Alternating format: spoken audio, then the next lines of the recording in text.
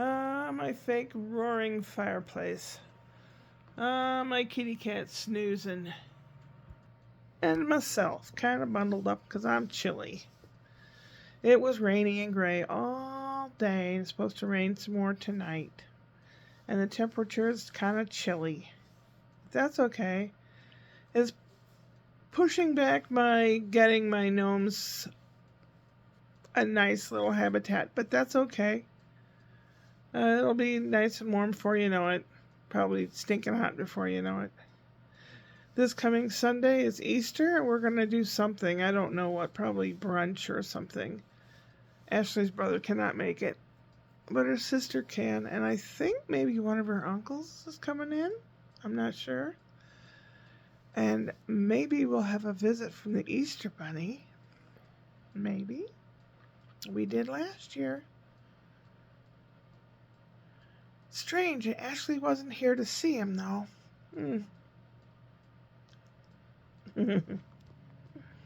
Got my teeth in to look presentable. Yeah, even the fake ones are yellow. So I spent a few hours preparing stuff. So I have a whole bunch of broccoli salad and a separate jar of the dressing. Because if I put the dressing on, by the time I get to the last bits of the broccoli salad, it's all wilty and icky. But if I keep the salad part separate from the dressing part until I'm ready to eat it, it works fine. And I made some more quinoa. I don't know why my brain wants to call it couscous, because couscous sounds cooler. I made 4 big meals of quinoa. They're packaged up in the refrigerator.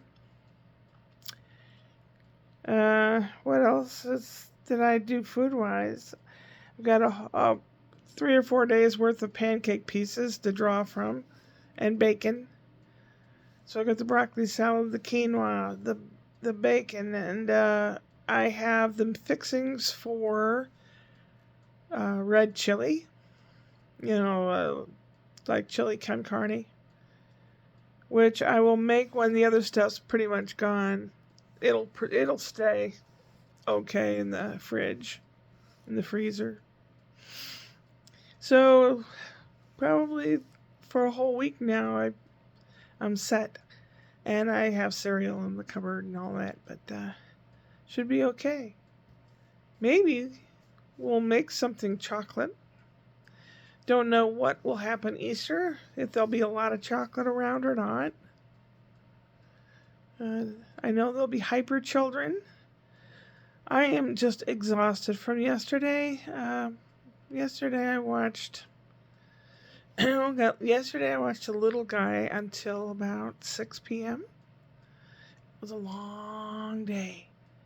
And he's good. He's good by himself. But then when Spencer came home, he and Mommy, they had a parent-teacher student meeting thing at 4:30. So from 3 o'clock when he gets out of school to 4:30, I don't know what they did. Something. Maybe they went to visit Kim because she lives nearby there.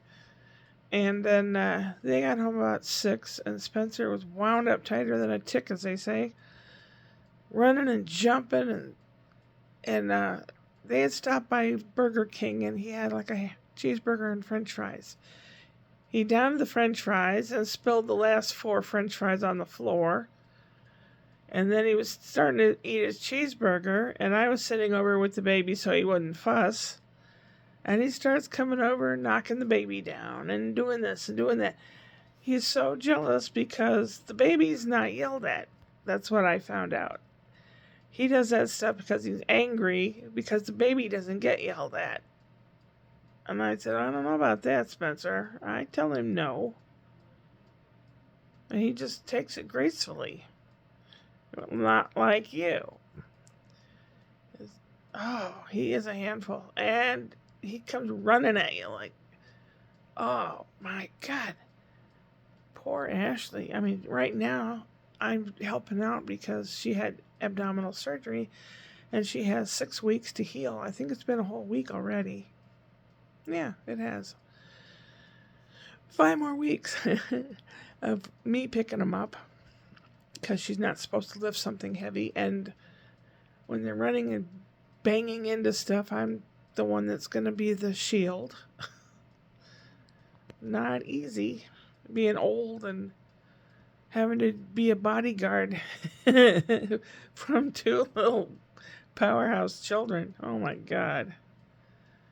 But today I just kind of vegged. I got some more fabric that I was going to make curtains out of, but I decided I'm going to make something to wear out of it. It's bright. It's the one with the flowers that I originally was going to make bedroom curtains out of, but I've decided I'm going to make some kind of summery top and shorts, or top and skirt, or like a sundress or something simple, lightweight, easy to wear, to look decent. That's what I'm going to make. Not right away. I have to do a lot of thinking about it. And I asked Spencer. Now, some of you people out there know I write kid books, and there's usually an occasion that prompts me to do so. The first one, Barney the Bear and his magic car, I wrote when Spencer was a baby and just learning to read those big, thick page books. It's only 6 pages long. And then the next book is Malcolm the Moose. It's called Moose on the Loose. And this is a curious moose that gets into all kinds of mischief. He learns a lesson. His lesson in that book is to ask before you play with other people's things. And that book I wrote in honor of Felix, my grandson in Canada, when he turned 4. I think he's 6 now. He'll be 7 in July. And then the next book was Malcolm and Mel. And I think I wrote that when Spencer turned 3 in September, I think.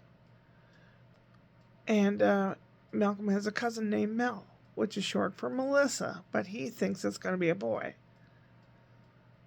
So that's kind of how that one goes. He learns not to assume things too much. And that looks can be deceiving, because she wants to play rougher than he would ever play. This book is going to be Malcolm and a little raccoon buddy, and they're going to go to an amusement park. And I want to get it done by the time Brian and Brian and his family go up to Canada to see Uncle Scott, Aunt Marley, and the kids. So I can either mail it or they can take it with them in their suitcase or whatever. But yeah, I got to get moving on it. So I showed Spencer. He grabbed my spiral ring notebook and started drawing and doing all kinds of. He just does whatever he wants. He's really got to learn that you can't do that. It's kind of hard to try to teach someone without sounding like you're yelling at them. There's probably ways to do it, like if it happens to me, how I'm feeling disappointed. So I don't do this or I don't do that because I know how someone else would be disappointed. I don't know. Somehow I have to be involved as the hurt one so he can understand, I guess. I don't know. And I said, well, I was going to name the raccoon either Walter or Martin. And he goes, Walter. Name him Walter. Sorry, Dave. Sorry, anyone else that had a different name for this critter. It's going to be Walter. And Wally for a nickname. They're going to go to an amusement park. I'm not sure what the lesson will be at the amusement park. Brian was right. You need to have a lesson. You need to have something that will draw a kid into it and also teach him social skills or something. So I'm thinking that over. And I talked to my cousin in Philadelphia last week, and she and I in the summertime, my family would go visit their family, and my uncle rented a place on the shore, a little house. And we'd go to the different boardwalks over there, like Wildwoods was my favorite. And then Atlantic City, which it was huge, but I liked Wildwood better. And they had different amusement park rides and things like that. In Wildwood, they have one called the Himalaya. Well, that's what they named it there. So anyone from the East Coast, if you know the Himalaya ride, I'm going to have Malcolm and Wally go on the Himalaya ride.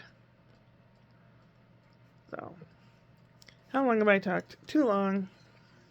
Oh my God, 10 minutes and something. Ooh, my back's been killing me, absolutely killing me. And when I was rubbing ointment on it, or whatever it is, it's like cream ointment, I was going up and down my backbone and over to the right where my kidney is. And I could feel a vertebra in my lumbar area, probably in number 12, number 11. I don't know. It's sticking out. Oh, it is out of place. And it hurts. Can't bend over. It's going to be a booger. I've got to feel better by tomorrow for sure. So let me dose myself up with pain stuff before I go to bed. Kitty Cat's been extra clingy lately, but that's okay. He hasn't eaten his food, but he wants more. Of what, I'm not sure. Well, I look over and I see he is eating up his little snack. So I guess I'll give him some snack before I go to bed. It is 20 after 7 right now. So I think I am going to, I don't know what I'm going to. I did the dishes. Cat's very vocal. Are you sleeping? And he went meow in his sleep. I hope he's okay. Seems to be a lot of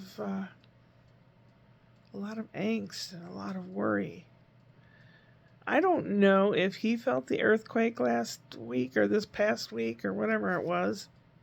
Brian said he felt it. I didn't. I was doing laundry with the doofy machine that I put in the shower. It's a little thing with spin dries and all that. I didn't feel anything. Of course, maybe I'm half in and half out of this reality. Well, you all take care of your sexy selves, okay? I really appreciate you being there. Now, I don't ask people to subscribe and thumbs up and all that stuff like everyone else does. I'm not monetized. So that doesn't really bother me except for the fact that I'm still here. To do what? To go upward and onward, of course.